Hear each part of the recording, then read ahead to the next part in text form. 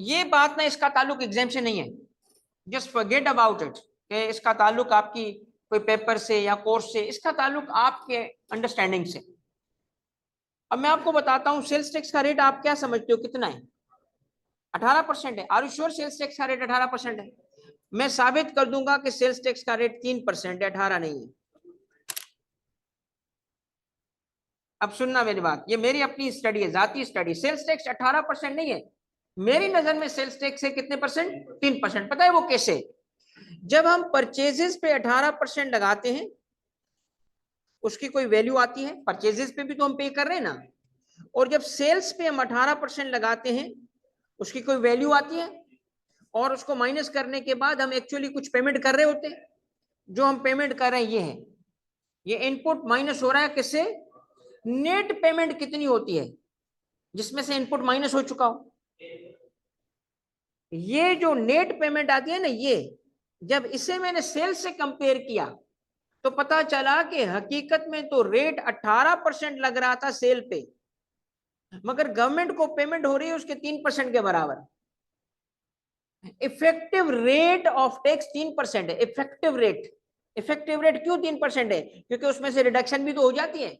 Purchases जितने ज्यादा होंगे उतना माइनस होगा, नेट पेमेंट कम हो जाएगी। चलो इसमें बुराई कोई नहीं है, मगर बड़े बड़े बिजनेसेस जो हम सोच रहे होते हैं ना 18% पता नहीं क्या ये पैसे दे रहे होंगे, नहीं, वो थोड़े से पैसे दे रहे होते हैं। क्यों भाई? इनपुट भी तो है। इसका मतलब है कि दो रेट्स हैं, एक नॉमिनल रेट है, एक इफेक्टिव रेट है। What is nominal rate? जो बाजार लग रहा है 18%। इफेक्टिव रेट क्या है?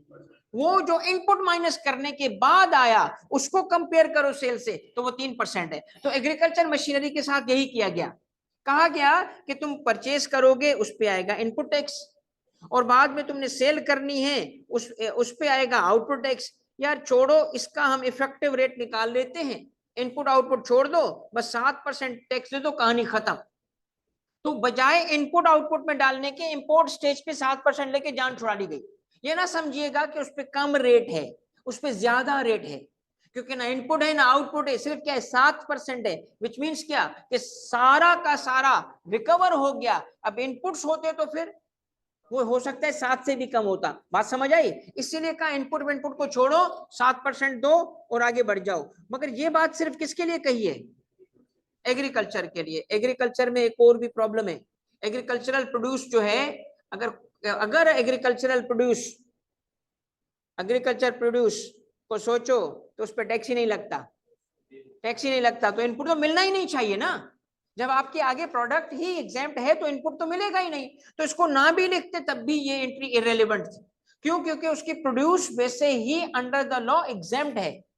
जो खाने पीने की चीजें खुले में बिकी जाती है, प्रोडक्ट के थ्रू नहीं, पैकिंग के थ्रू नहीं, ब्रांड के थ्रू नहीं, वही चीज ब्रांड और पैकिंग से बेचोगे सेल्स टैक्स लगता है। पानी की बोतल, दूध, ये जो पैकेजिंग में बिकता है उस पर टैक्स है, खुले में बेचोगे कोई टैक्स नहीं है। ठीक है? इन अदर वर्ड्स क्या याद करना है? एग्रीकल्चरल क्या बेटा? एग्रीकल्चरल मशीन और इक्विपमेंट पे इनपुट टैक्स अलाउ नहीं होता। Goods and services which have not been declared by supplier, which have क्या क्या है बेटा? which have क्या not been declared जी। 3% का मैं अभी आपको साबित कर देता हूं, रुको।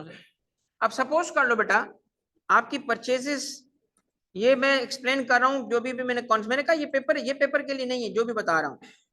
आपकी परचेजेस हैं 1 लाख की, आपकी सप्लाईज हैं 140 की। ठीक है? इस पे क्या होता है बेटा? आपने क्या पे किया होता है? Input tax. इस पे क्या पे किया होता है आपने? Output tax. अब नेट गवर्नमेंट को क्या पेमेंट करते हो? इससे माइनस करते हो इनपुट टैक्स। ठीक है? इतना हुआ। अब मैं आपसे कहता हूं गवर्नमेंट को पेमेंट एक्चुअली कितनी हुई, किस रेट से हुई है? 18 से? नहीं, ये देखो, आपने ये उठाया, डिवाइड किया किससे, और इसको मल्टीप्लाई किया, ये देखिए 5%। इफेक्टिव रेट का मतलब क्या है? गवर्नमेंट को मिलने वाले पैसे अगर कंपेयर करोगे सेल से तो कितने परसेंट आ रहा है? 5% आ रहा है। हाँ पास ऑन होता है, मगर अगेन मेरा पॉइंट क्या था कि बजाहिर 18% देख के हम कहेंगे ना वहां बड़ा टैक्स आ रहा है, नहीं इनपुट भी तो माइनस हो रहा है। नहीं हमेशा नहीं होगा, नहीं नहीं नहीं, किसी वक्त 7, किसी वक्त 8, किसी वक्त 12% भी हो सकता है। मगर आप बात समझे, ये नॉमिनल रेट था 18%, ये इफेक्टिव रेट है। पर बंदा बताना कि इसने किस रेट से टैक्स गवर्नमेंट को दिया होगा, बड़ा मुश्किल है। क्यों मुश्किल है? लिखा तो 18 होता है, मगर हमें देखना है उसके इनपुट्स क्या है। जी बेटा